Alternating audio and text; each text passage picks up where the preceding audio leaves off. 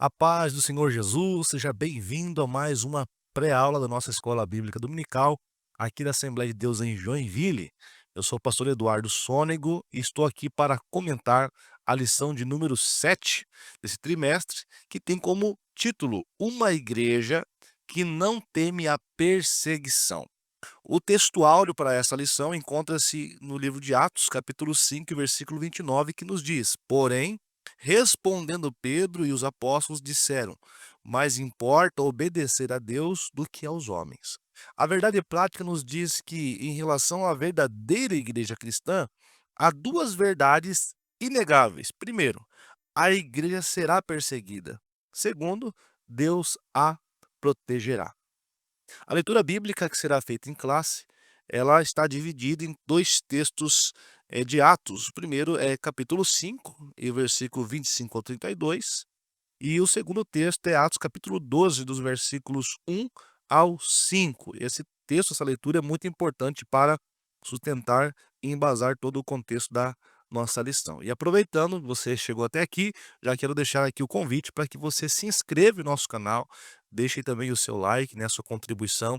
Isso ajuda a dar engajamento ao nosso canal e alcançar mais pessoas através da palavra de Deus. A introdução desta lição nos diz que desde o seu início, a igreja enfrenta oposição e perseguição por sua própria natureza. A fé cristã atrai sobre si a rejeição e a perseguição. Isso porque a fé cristã, por defender princípios exclusivos, muitas vezes se choca com os valores seculares e mundanos. Foi assim no primeiro século e é assim ainda hoje. Contudo, devemos destacar que a igreja não está sozinha nem abandonada no mundo. Deus é o seu dono e, portanto, o seu protetor. Vemos ao longo da história da igreja o Senhor agindo de diferentes formas para dar livramento e vitória ao seu povo.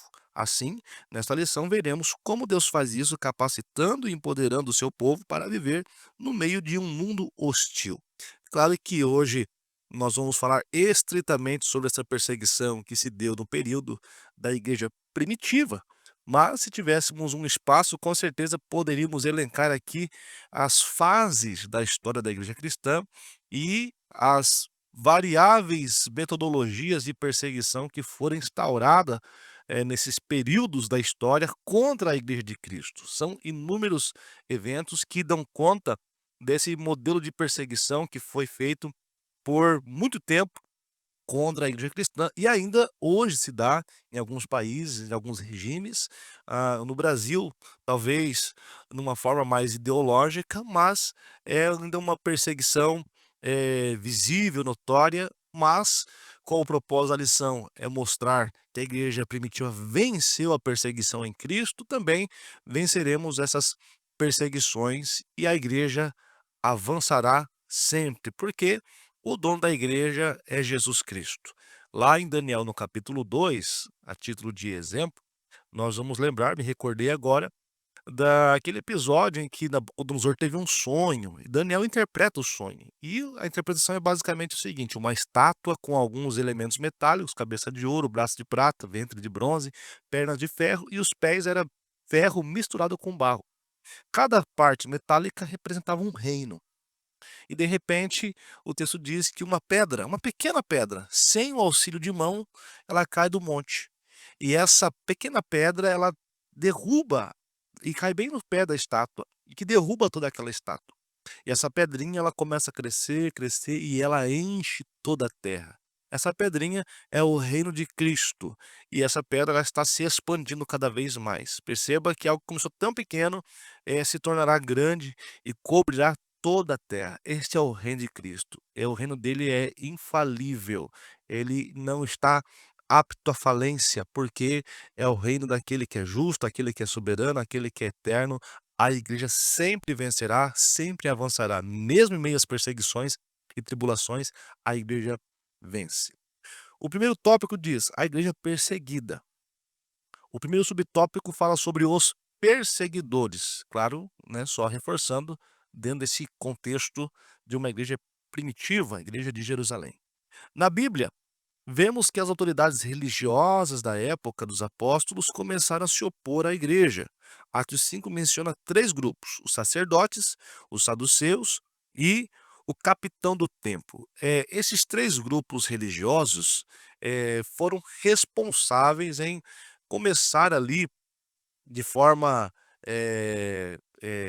introdutória no que diz respeito a essa perseguição organizada, contra a igreja primitiva. Nós temos primeiramente o grupo dos sacerdotes, né. Os sacerdotes, como vocês bem sabem, era aqueles descendentes da tribo de Levi, descendentes de Arão, né, descendentes araônicos, e que ocupavam funções de extrema importância no templo, como rituais, sacrifícios e outras coisas mais. Eles eram representantes da lei, era um grupo estritamente ortodoxo e começaram a se sentir, prejudicados com a pregação de Pedro, dos apóstolos, pois havia ali uma movimentação generalizada que acabou, trazendo, né, consequências devastadoras para o contexto judaico, no sentido de que, na primeira pregação de Pedro, por exemplo, nós temos aí já 3.000 pessoas se desvencilhando das suas tradições, muitos deles com certeza eram judeus que estavam migrando agora para esse cristianismo embrionário, e também, logo após, nós temos uma outra pregação de Pedro que ocasiona a famosa salvação de 5.000 pessoas.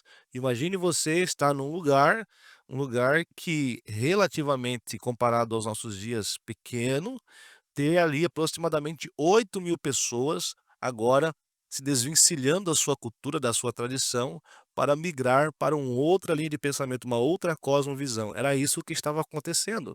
Esses homens estavam, se sentindo penalizados, estavam sentindo prejudicados por esse discurso, né. E aí entra o outro grupo que é os saduceus, que vai se ferir, principalmente no que diz respeito à doutrina, porque a doutrina que estava sendo ministrada pelos apóstolos ia contra os padrões doutrinários dos saduceus. Saduceus era uma classe aristocrática, uma classe de nobres, né, pessoas que tinham grau de influência política, eram homens relativamente, estabilizados economicamente falando, no que diz respeito à religião e doutrina, eles não consideravam os profetas, eles apenas tinham a Torá, né, o Pentateuco, como, regra de fé e prática, não aceitavam nenhuma outra literatura. E também uma das crenças mais predominantes que se fala sobre os saduceus é que eles não acreditavam na ressurreição. Era para eles uma blasfêmia. Sem falar também que eles não acreditavam em anjos, em espíritos e algumas outras coisas. Mas estritamente falando sobre a ressurreição, era o ponto que pegava muito nos saduceus, porque, os apóstolos pregavam a Jesus ressurreto. Essa era a chave da pregação dos apóstolos. Nas 2 mensagens que Pedro prega, ele diz com toda, veemência, dizendo: "Olha, Jesus Cristo a quem vós matasse e pendurasse, ele Deus, né, ressuscitou ele". E tudo o que está acontecendo gira em torno dessa ressurreição. Tudo é possível que está acontecendo, essa grande movimentação que está ocorrendo, é proveniente da ressurreição de Jesus. Esse discurso doutrinário conflitava diretamente com os aspectos, legalistas dos saduceus. É por esta razão que os saduceus são essa segunda classe apresentada, que dão início então a esse modelo de perseguição, por mais que havia uma tentativa discreta de começar a implementar essa perseguição, pelo receio que eles tinham, eram muito políticos, né. Eu diria não políticos, mas politiqueiros, há uma diferença de políticos e politiqueiros, né. A política, ser político, às vezes, é importante no relacionamento, no convívio, agora politicagem é o que eles faziam, tentavam manobrar, tentar ser astutos, capciosos para tentar, pra atrair para si os seus próprios benefícios, né. E com medo talvez de uma possível retaliação do povo que estava aprovando o que estava acontecendo, então eles tinham aquela cautela, mas já nos bastidores planejando a forma de censurar e de eliminar aquela movimentação estranha, na visão deles, que estava acontecendo. E um outro clássico que é apresentado aqui, talvez uma pessoa exclusiva, seria o capitão do templo. O capitão do templo era um tipo de sacerdote, ele tinha nele sobre ele uma responsabilidade, uma função de fazer a guarda do templo. Ele era como se fosse um policial da época, um chefe de guarda, e a responsabilidade dele era justamente essa, era, impedir que alguém com um tipo de doutrina errada entrasse ali, quando houvesse algum tipo de manifestação, algum tipo de movimentação, contrária ao pensamento ortodoxo judeu, ele tinha que arquitetar uma forma de censurar aquela movimentação, nada que se opunha aos preceitos, né, às leis que estavam estabelecidas, ele tinha que criar uma forma de parar, de frear aquele avanço. Então, esses são as 3 categorias de pessoas que estavam nesse primeiro momento buscando perseguir a igreja. Você vai ver o registro do capítulo 4, capítulo 5 de Atos, começa a evidenciar esse movimento dessas classes para poder então frear o avanço da igreja. Só que essa perseguição, ela começa a acontecer na igreja primitiva em 2 esferas, que está registrado aqui no subtópico número 2, esferas da perseguição. A primeira esfera é a esfera religiosa. Lucas registra que os religiosos judeus prenderam os apóstolos. À medida que os cristãos testemunhavam da sua fé com poder, ganhavam mais e mais admiração. Perceba que, como eu já falei anteriormente, ah, esse cristianismo, embora ainda engatinhando no que diz respeito também à organização, como organismo, já estava se expandindo, era incontrolável o crescimento da igreja. Era indomável, era infreável o avanço da igreja. A igreja crescia, se multiplicava. E isso, de uma certa forma, feriu o ego dos religiosos. Então, o primeiro tipo de perseguição se dá no âmbito religioso, quando a classe religiosa começa a perder adeptos, começa a perder seguidores, começam a perder pessoas, essas pessoas agora estão convencidas de uma outra doutrina, eu não diria talvez uma nova doutrina, porque essa doutrina já é eterna, mas uma outra doutrina que agora é apresentada com mais clareza através de Jesus para os seus apóstolos, os apóstolos para a igreja, acabou então trazendo inveja, ciúmes, né, uma inveja mortal por parte dos religiosos contra, os apóstolos e contra a igreja primitiva. Então, esse é o primeiro ambiente que se instaura a perseguição, no ambiente religioso. Mas há uma segunda esfera, a esfera política. A título de exemplo, vai ser usado o exemplo de Herodes. Herodes, ele, no capítulo de número 12, ele manda matar Tiago, um dos apóstolos. E quando ele o faz, ele percebe que aquela massa de judeus que estavam já, insatisfeitos com a pregação do evangelho, eles comemoram.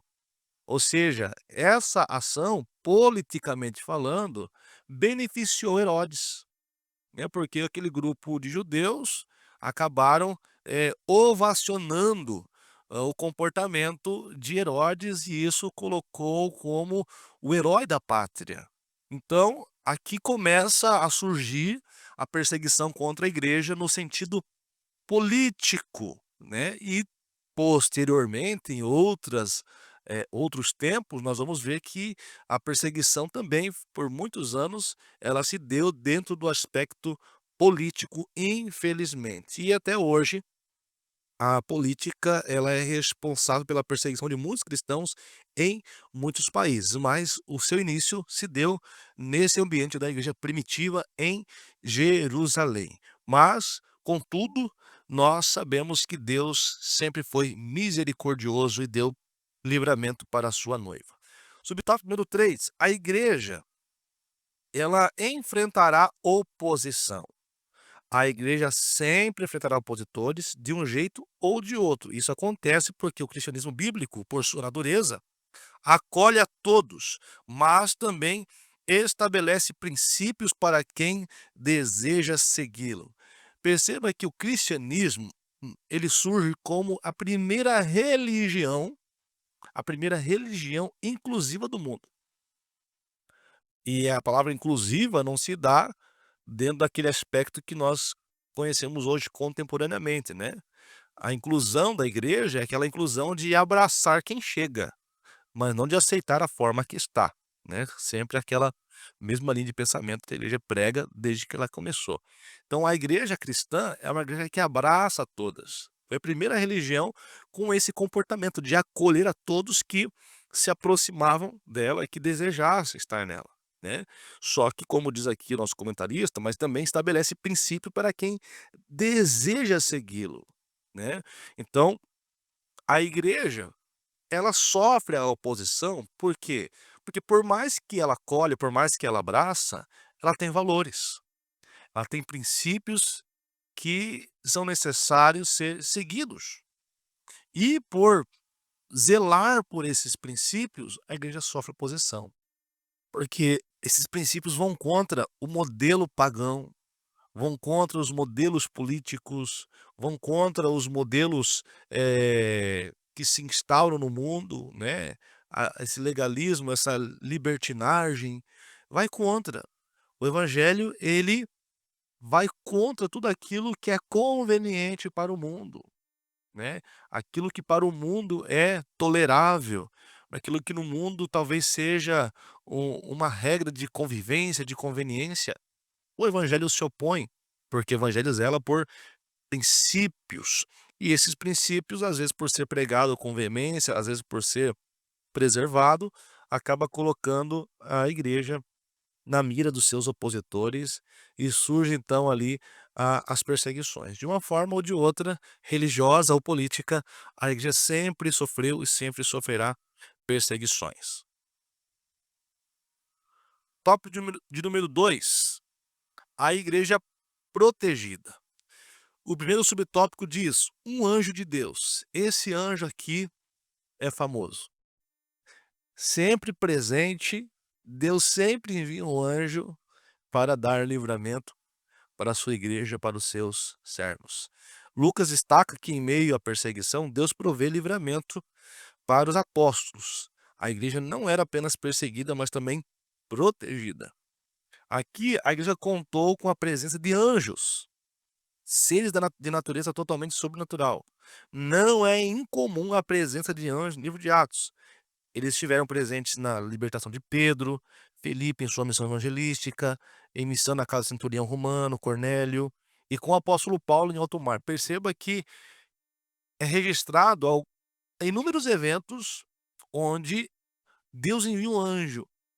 Esse anjo para proteger, para, né, blindar a sua igreja, a fim de que ela cumpra o seu propósito, né. A Bíblia diz que o anjo do Senhor acampa ao redor daqueles que o temem, né. O salmista, o Salmo 34 vai relatar isso, né. E eu acredito sim, nós acreditamos que Deus, ele pode enviar os seus anjos para nos ajudar nas nossas missões e também para nos proteger, para nos blindar, porque havia um propósito.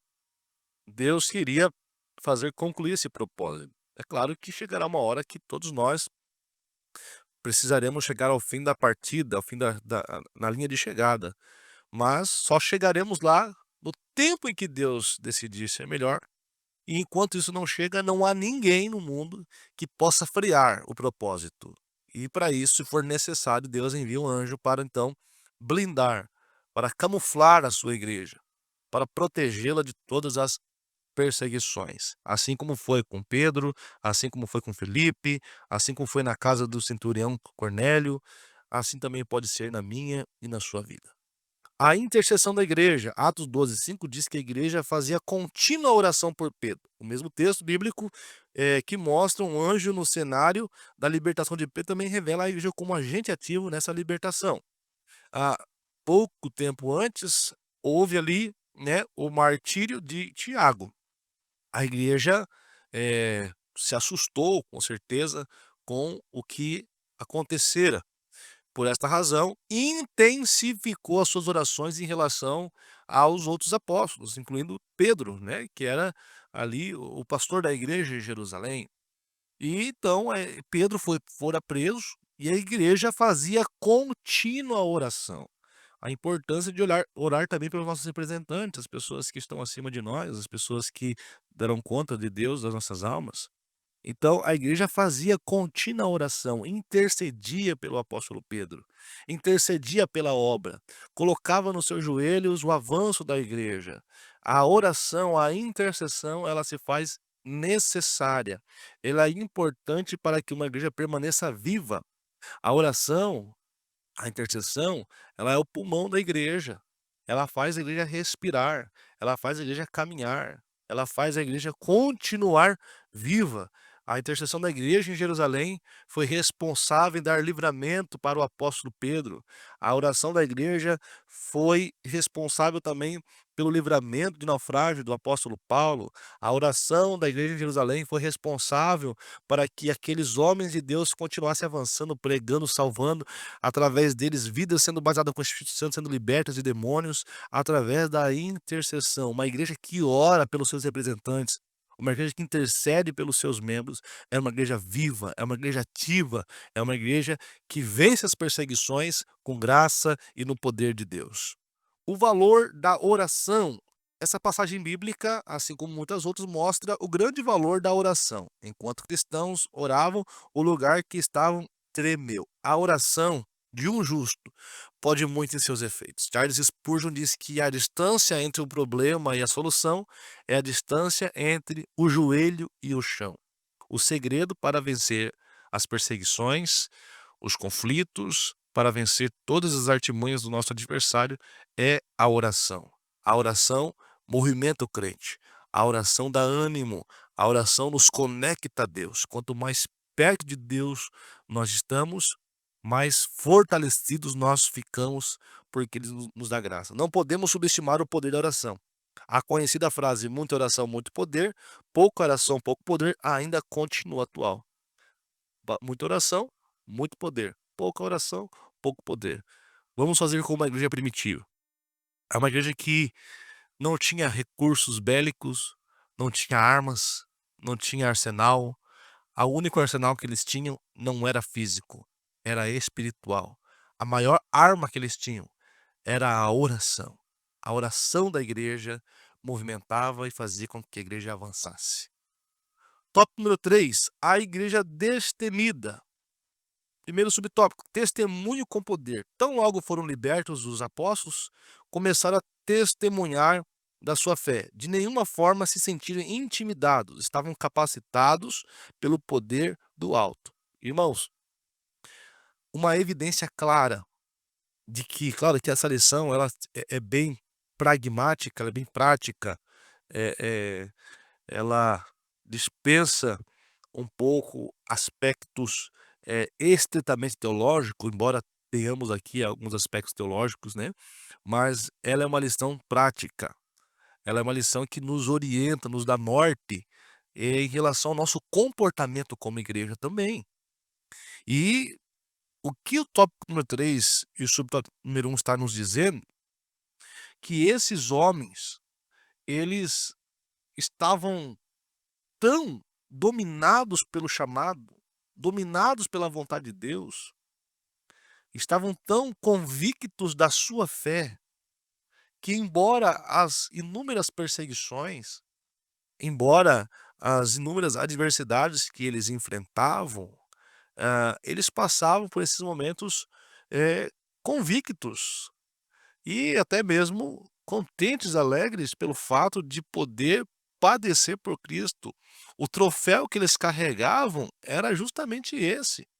Pedro, quando fora açoitado, né, naquele episódio em que os religiosos deram ali uma advertência para que não pregasse mais o nome de Jesus, eles receberam ali de Caifás uma orientação. Eles queriam matar Pedro, queriam matar os apóstolos.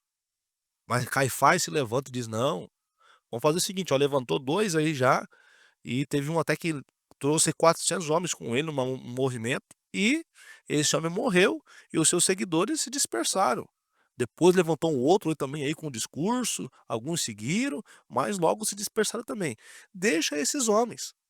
Se o que eles estão pregando é falso, logo vai se desfazer também.